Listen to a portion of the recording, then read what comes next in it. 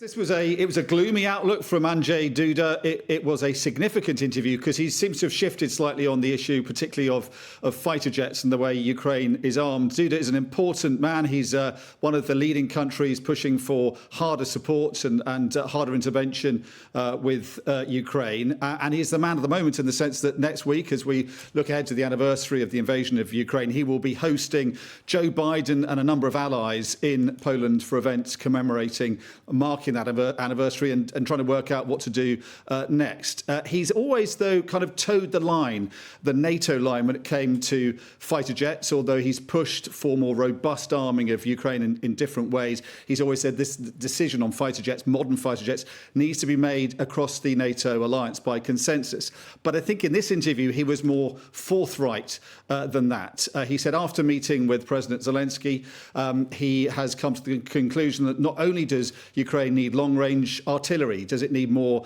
air defences and more modern battle tanks, but eventually, he says, in the future, it will need fighter jets too. Powiedział mi, właśnie potrzebujemy obrony przeciwlotniczej.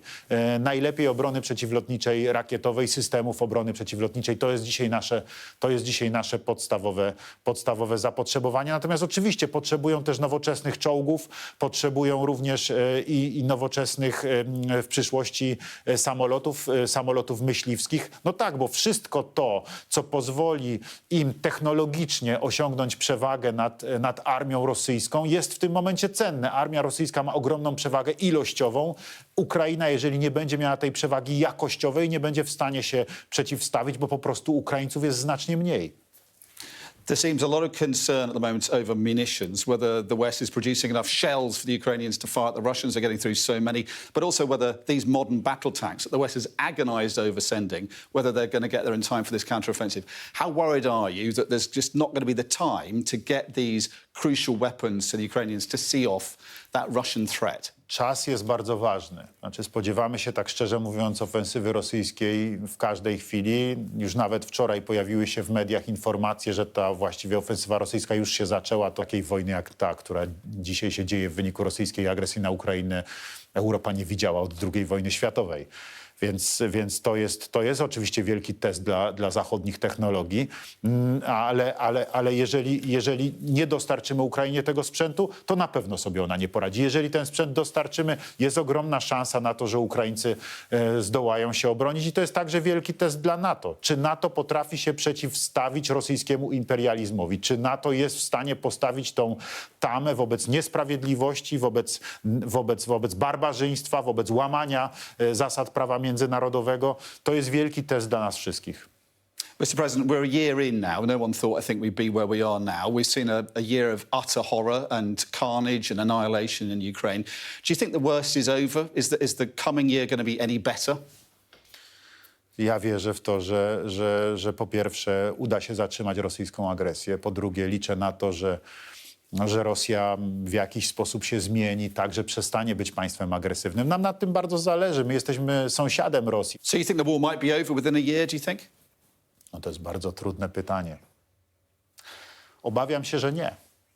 Realnie obawiam się, że nie. Obawiam się, że nie, dlatego że dzisiaj, patrząc na tą wojnę, wydaje się, że Władimir Putin gdzieś upatruje swojej szansy w zmęczeniu Zachodu. W zmęczeniu, żeby biznes zachodni, żeby społeczeństwa zachodnie, żeby NATO było zmęczone wojną, żeby ludzie chcieli znowu business as usual, żeby chcieli zarabiać pieniądze, żeby chcieli korzystać z zasobów Rosji, tak? I że po prostu przestaną pomagać Ukrainie, że machną na Ukrainę ręką. Na to liczy. Jeżeli do tego dopuścimy, zaraz będziemy mieli następną wojnę, bo Rosja, jestem przekonany, napadnie kolejne państwo. Nie mam co do tego żadnych wątpliwości.